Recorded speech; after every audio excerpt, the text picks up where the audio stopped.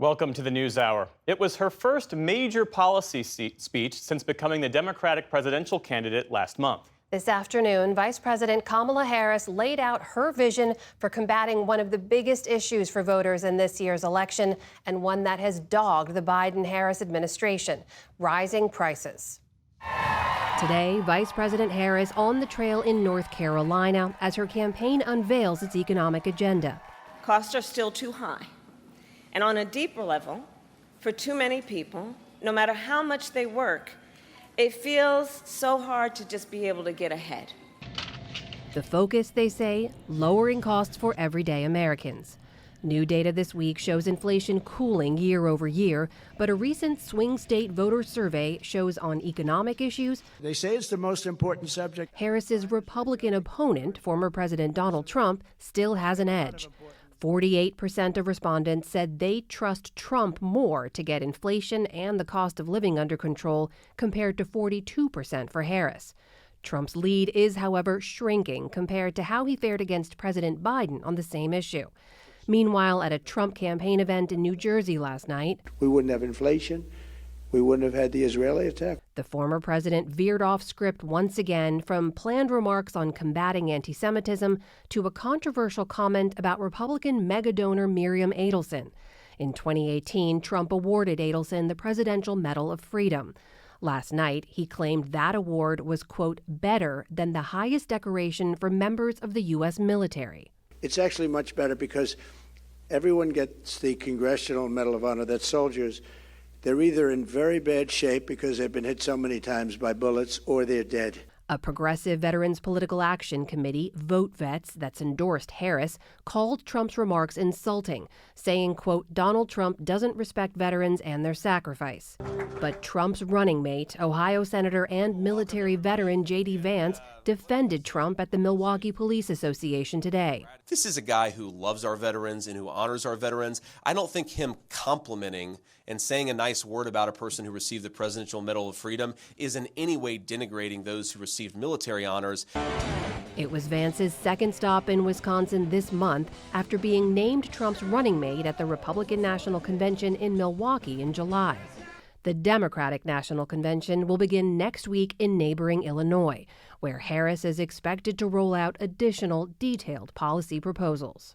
For more on the specifics of Harris's economic policy proposals, I'm joined by Gina Smilik, economics reporter for the New York Times. Gina, thanks for being with us. Thanks for having me. So let's start with the Harris campaign's plan to address what they call price gouging here, and what they blame in part for higher grocery prices. The Harris campaign says that she would implement the first ever federal ban on corporate price gouging and will work with the FTC and Congress to do so. So, Gina, what exactly are they proposing that they would do on this front? And knowing what you do about why grocery prices are where they are, could this approach actually work to bring those prices down?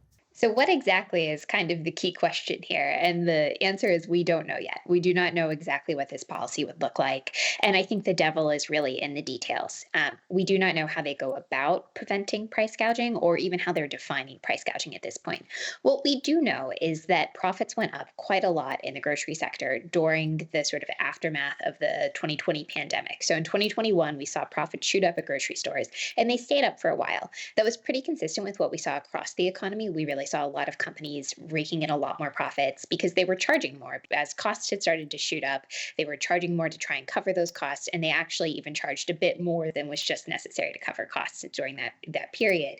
And so there are a lot of people out there, a lot of economists, particularly on the progressive side of the aisle, who have been saying things like, this was an example of price gouging, this was an example of what happens when you have an imperfectly competitive marketplace, and really saying that we need to see some sort of response from the government on this.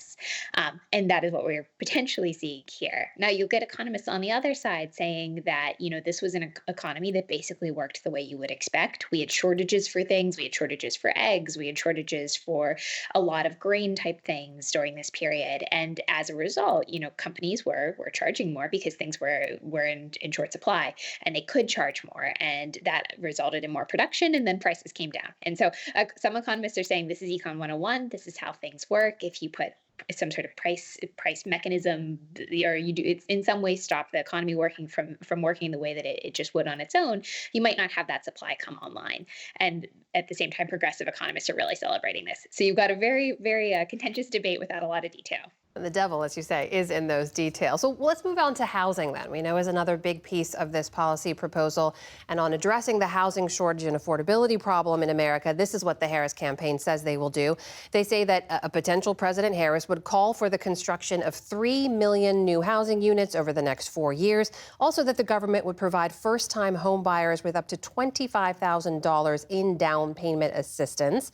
Gina, from the experts you talked to who've looked at these plans, how viable are plans like this for that kind of level of building, and what's their potential impact? Yeah, so I think there are two big questions here. One is political viability, and then second is economic viability.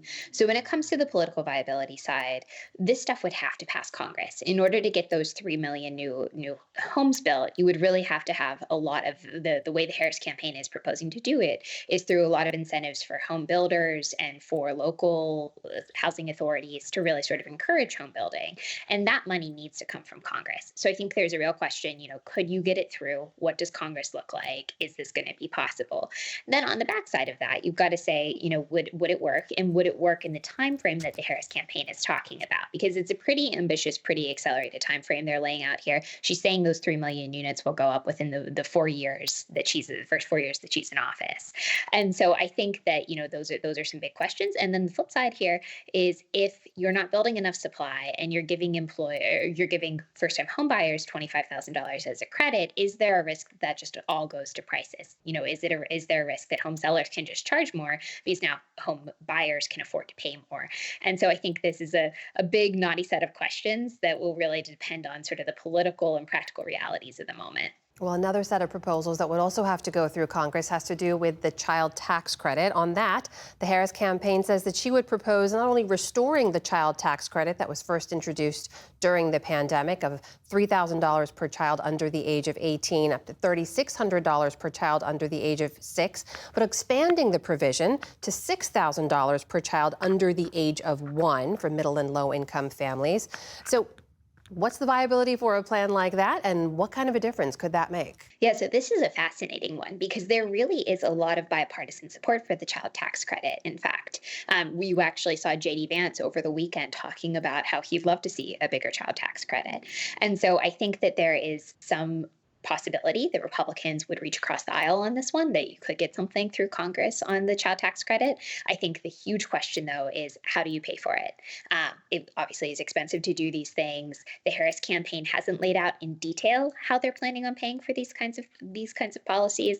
They do mention in their campaign briefings things like, making corporations and wealthy Americans pay their fair share. But at this point, we don't have any sort of detailed explanation of how these policies would be offset in the budget. And so I think that's the big question here going forward. So, Gina, briefly, if you can, when you look big picture at these policy proposals, how do they compare to some of the proposals and the policies we've seen from the Biden administration? Is this the Harris campaign going in a new and different direction, or more of the same? Yeah, so I think a lot of this actually really builds on sort of the Biden agenda, but then takes it just a step further and makes it a little bit more dramatic, maybe a little bit more populist in some cases, like the price gouging proposal, and certainly tries to really tackle a lot of kitchen table issues surrounding costs and price increases that have really just bedeviled the Biden-Harris White House. These have been real issues that they've struggled to sort of connect with voters on, and it seems like she's tackling them pretty head on here.